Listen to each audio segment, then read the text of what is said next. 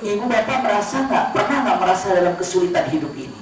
Apalagi setelah meninggalkan maksiat, setelah hijrah, terasa sumpah gitu, terasa ini apa yang harus saya lakukan? Mungkin pernah begitu kan? Apa yang harus dilakukan? Simpan baik-baik, pegang baik-baik. Pernah dengar nggak seseorang nabi yang masuk di perut ikan? Nabi siapa itu? Masya Allah, Nabi Yunus.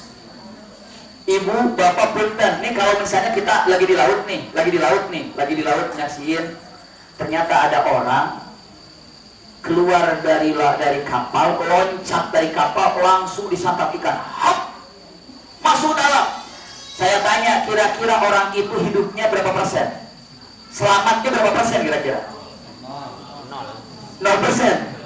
Ya gimana mau ngatain hidup? Kita lagi lihat begini nih. Ada orang loncat dari kapal, langsung dihantam sama ikan, hop, bus masuk ke dalam. Kita katakan innalillahi wa inna. Apakah berani ibu katakan 50% hidup? Berani gitu? Susah. 1%? Enggak, kayaknya mati dah itu mah. Udah mati, selesai kan? Coba sekarang saya tanya, siapa yang begitu? Nabi Yunus begitu loncat, hop, dimakan tuh, masuk ke dalam. Habis ada di dalamnya, ya Rabbana, dalam 3 kegelapan. 1 gelapnya malam, 2 gelapnya lautan, 3 gelapnya perut ikan. Sekarang saya tanya, ibu bapak, dari kesulitan yang ibu bapak hadapi sekarang, pilih mending di perut ikan apa mending yang sekarang? Mending yang di perut ikan apa yang sekarang? Sekarang. Nah, yang di perut ikan Allah keluarkan. Gara-gara apa? Gara-gara ini doanya, la ilaha illa anta subhanaka inni kuntu minadh dhalimin. Allah keluarkan, la ilaha illa anta, tiada Tuhan kecuali Engkau, subhanaka, maha suci Engkau, inni kuntu minadh dhalimin, aku termasuk orang yang zalim. Allah katakan, no, Yunus, keluar kamu dari kesulitan ini. Dikeluarkan dari perut ikan. Nah kita kesulitan cuma kesulitan yang masih banyak hidupnya kita ini. Coba masih berpeluang hidupnya yang sekarang ibu bapak dalam kesusahan. Berapa persen peluang hidupnya? Banyak. Bisa mengatakan, bisa dibilang contoh misalnya, atau misalnya ada orang yang dizolimi dengan apa, apakah ditagih kah, atau kena hutang lah, atau segala macam, tiba-tiba begitu keluar, mati deh, enggak kan? Masih banyak peluang hidup, tinggal apa? La ilaha illa anta subhanaka inni kuntu minadh dhalimin. Orang yang dalam perut ikan saja Allah keluarkan, apalagi dalam perut kezaliman yang ada, Allah keluarkan, subhanallah. Ini dalam pikiran kita, iya ya, kenapa kita mau hijrah tapi ada naik mundur, ada ragu-ragu. Keraguan itu adalah yang bergelantungan di bulu tadi. Siapa itu? Setan. Pengen apa?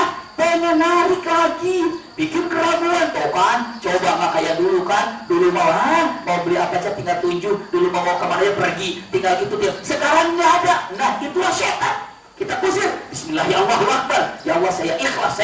Tapi kesulitan bagaimana ini? Saya tawakal kepadamu dan saya usaha. Jadi pahami ya? Selanjutnya apa lagi? Doa yang ditinggalkan, la ilaha illa anta subhanaka inni kuntu minadh dhalimin, jangan dilepaskan. Ini adalah punten, jimat-jimat yang ada dalam Al-Quran pegang. Nah terus punten ini, ibu bapak berpikir, punten saya sampaikan ini kenapa? Agar kokoh, nggak mundur lagi loh. Nggak mundur lagi, terus maju pelan-pelan, terus naik. Punten, hijrah itu susah, tapi menjaga hijrah jauh lebih susah. Dan mengajak orang hijrah jauh lebih susah lagi. Kenapa? Karena tidak bisa memaksakan orang. Jangan gitu, Abu Thalib wafatnya dalam keadaan apa itu? Dalam keadaan tidak Islam. Padahal papanya Rasul, dari usia Rasul 8 tahun sampai Rasul menikah bersama Abu Thalib, tapi wafat Abu Thalib tidak dalam keadaan iman. Itulah yang membuat Rasulullah sedih. Maka Allah jawab kepada Rasulullah, innaka la tahdi man ahbabta walakinallaha yahdi man yasha. Muhammad, kamu itu cuma menyampaikan saja, urusan hidayah aku yang ngatur. Rasulullah juga bukan pembawa hidayah, Rasulullah itu penyampai.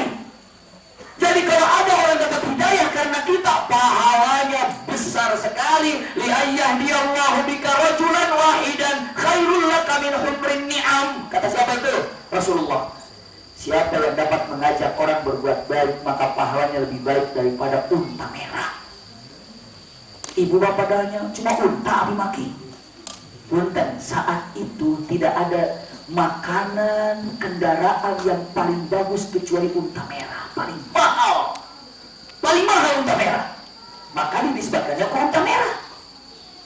Paling yang diidam-idamkan, paling nomor satu, paling tinggi unta merah. Sekarang kendaraan yang paling bagus apa? Pesawat. Mahalnya pesawat berapa satunya? Saya nggak tahu harga pesawat berapa itu, karena nggak pernah ada yang nawarin dan nggak mungkin saya juga beli. Iya. Berapa harga pesawat itu? Em-eman kan?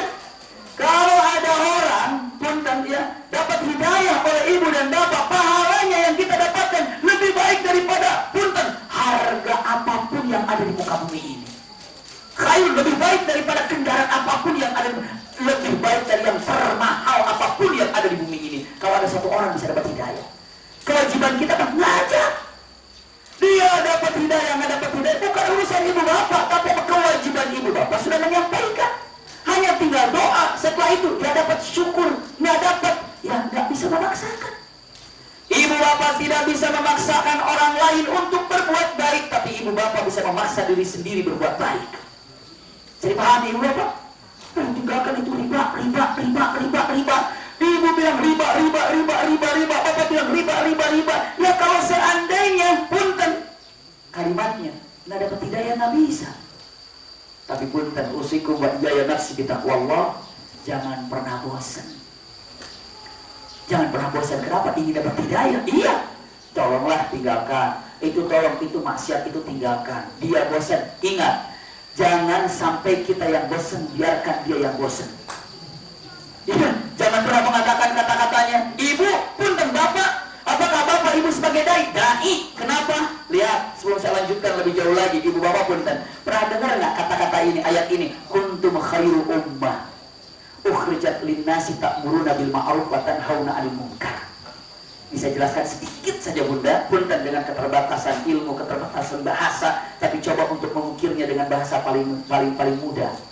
Dulu ibu bapak, tugas dakwah itu hanya untuk para nabi. Tugas dakwah itu hanya untuk para nabi. Nabi wafat, tumbuh nabi ini. Nabi ini wafat, tumbuh lagi. Jadi tugas dakwah itu diberikan kepada siapa? Para nabi. Tapi setelah Rasulullah, tugas dakwah itu Rasulullah wafat diserahkan kepada umat Nabi Muhammad. Berarti kita dai semuanya. Maka kata Allah, kalian adalah sebaik-baik umat yang aku ciptakan di dunia ini. Kenapa? Karena engkau diberikan tugas untuk mengajak orang berbuat baik. Subhanallah. Jadi tugas para nabi ini ada di pundak kita. Tugas para rasul ini ada di pundak kita.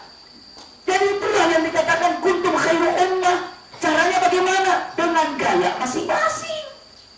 Yang di sini bundan, kalau di anak-anak muda ini, masya Allah, dakwahnya tergantung dengan mengatakan, ayo ada yang tadinya kena narkoba, dakwahnya ke sana, tarik orang narkoba. Ada orang namanya ada bertari, ia bersihkan paruga apa ya namanya. Jadi punten, dakwahnya ke mereka, tarik. Subhanallah. Subhanallah, kata sama orang yang riba, dia ngomong, jangan mabok, ya nggak nyambung lah. Ya kan nggak mabok, cuma di riba. Orang yang mabok dikasih, kamu jangan riba, ya nggak nyambung. Kenapa? Dia mabok, jangan riba, ya nggak nyambung. Siapa yang nyambungnya? Oh, ini kamu ya, dia termasuk saya dulu di situ, saya tarik. Oh, saya dulu narkoba, berarti saya tarik dia. Subhanallah, gabungkan. Sesungguhnya kalimat yang sangat indah. Bundan, kita lanjutkan lagi. Berarti pegang baik-baik untuk disimak kalimatnya. Usikum wa iyaya nafsi bitaqwallah. Iya, ketika ibu bapak mengatakan, "Almaki, saya itu sudah kejar, sudah ini. Kenapa belum selesai juga masalahnya?" Mungkin ada bertanya gitu ya. Kenapa belum selesai masalahnya? Sudah 1 tahun, 2 tahun, 3 tahun. Mungkin di antara teman-teman ada yang begitu. Belum selesai masalahnya. Kenapa? Allah sayang. Kenapa? Allah bikin agar Anda lebih dekat dengan Allah. Tawakalnya kepada Allah, pahala.